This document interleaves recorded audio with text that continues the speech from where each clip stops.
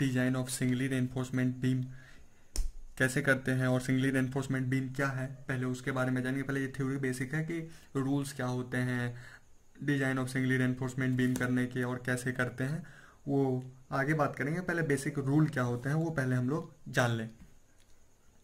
जैसे कि हम लोग देख रहे हैं design of singly reinforcement, singly design पहले क्यों करते हैं वो तो पता है हम लोग कि साइज डायमेंशन मिल जाए और कितना बार हमको उस रेनफोर्समेंट बार प्रोवाइड करवाना है वो पता चल जाएगा, इसलिए डिज़ाइन करते हैं। और परफेक्टली बने तो परफॉर्म वो बहुत सालों साल तक अच्छा परफॉर्म करे, कोलैप्स ना हो, फेल ना हो जाए वो किसी भी कारण, इस कारण हम लोग करते हैं। और सिंगली रेनफोर्समेंट बीम में हम लोग को पता है कि सिंगली रेनफोर्समेंट बीम में सिर्फ हम लोग एक ही मतलब कि टेंशन जोन में ही रेनफोर्समेंट प्रोवाइड करवाते हैं। और सिर्फ एक ही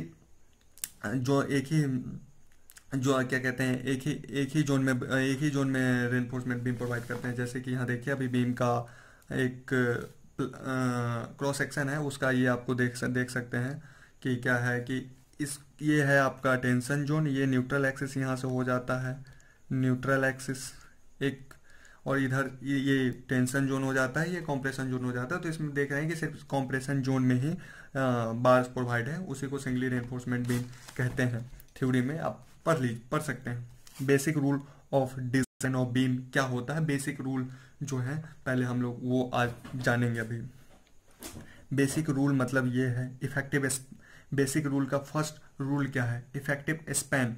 इफेक्टिव स्पैन मतलब इफेक्टिव स्पैन क्या होता है वो देख ले। इफेक्टिव स्पैन जो होता है मतलब कि देखिए ये दो बीम का क्या कहते हैं कॉलम है, इस पे बीम को रखा गया है, ये आपका क्लियर स्पैन हो जाता है। और इसका जो हाफ लेते हैं L/7 पे जो लेते हैं वो आपका L/7 पे वो आपका इफेक्टिव स्पैन आ जाता है, उसको कहा जाता है इफेक्टिव स्पैन।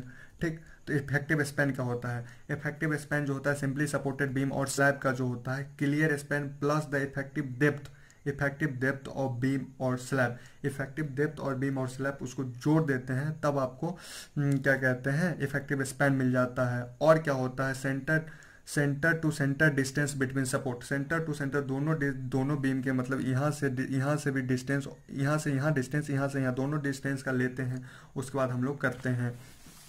दूसरी ये देखिए इफेक्टिव डेप्थ क्या होता है, इफेक्टिव डेप्थ ये होता है कि इस क्रॉस सेक्शन से आप समझेंगे इफेक्टिव डेप्थ क्या होता है। इफेक्टिव डेप्थ ये होता है कि मतलब ये बीम का टोटल डेप्थ है जो डी से डिनोट कर रहा है, और इफेक्टिव डेप्थ जो स्मॉल डी से डिनोट कर रहा है, और ई से आपका क्लियर कवर और इफेक्टिव कवर भी कह सकते हैं वो होता है। तो इफेक्टिव डेप्थ ये होता है कि effective depth of the beam is the distance the centroid of the area of tensile reinforcement and the top most compression fibre.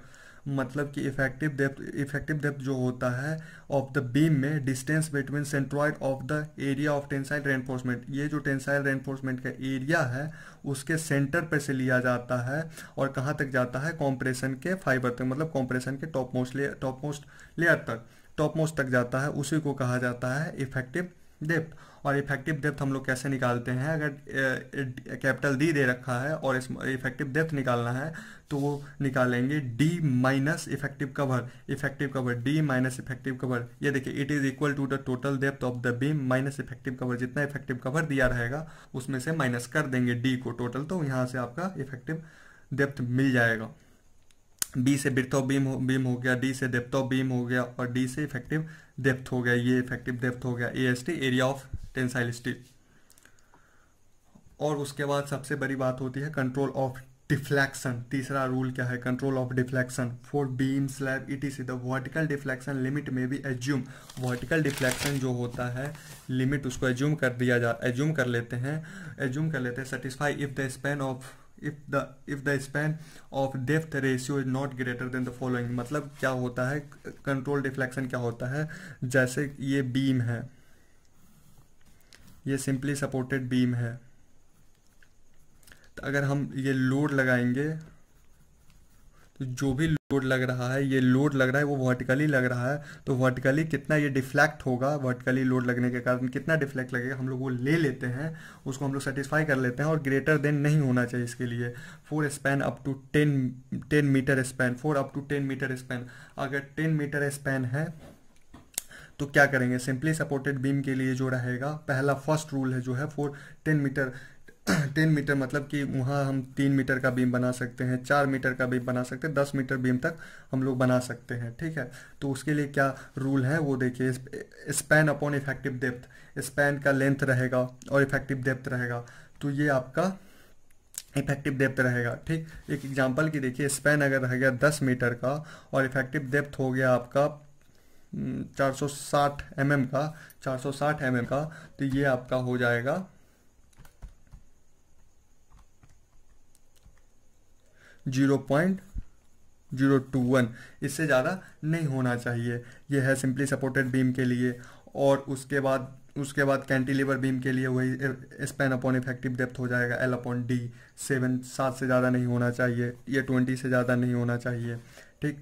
और एबव द 10 मीटर स्पैन के लिए क्या है, 10 मीटर स्पैन के लिए अगर 10 मीटर के लिए तो हम लोग देख लिए, और 10 मीटर से ज़्यादा का बीम का लेंथ है तो वो हम लोग कैसे करेंगे वो देखिए। For above 10 metre span the value is given in A, जो ये वैल्यू दिया गया है should be multiply by 10 metre span, उसको मल्टीप्लाई कर देंगे जब 10 मीटर से ज़्यादा रहेगा। तो जैसे ये दिया गया है 10 × 20 को हम लोग मल्टीप्लाई कर देंगे तो ये 200 आ रहा है, उसको मल्टीप्लाई करके हम लोग ये गिवन हो जाएगा, मिल जाएगा, हम लोग को मल्टीप्लाई कर देंगे, ठीक। एक्सपेक्ट और कैंटिलीवर बीम को हटा के वो उसके लिए एक चेक डिफ्लेक्शन वहाँ से आपको मिल जाएगा। उसका तीसरा रूल क्या है, depending upon the area and stresses of steel for tensile reinforcement the value A and B shall be modify, value A और बी को मॉडिफाई करा जाता है by multiplying with the modification factor. एक मॉडिफिकेशन फैक्टर का table भी दिया गया है, वो हम वीडियो में डाल देंगे, वहाँ से आपको मिल जाएगा।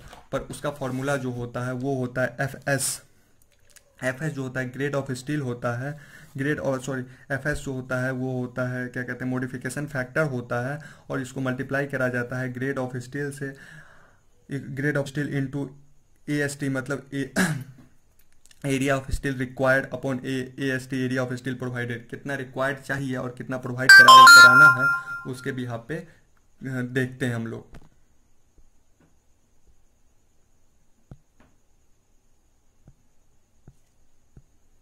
देखते हैं हम लोग।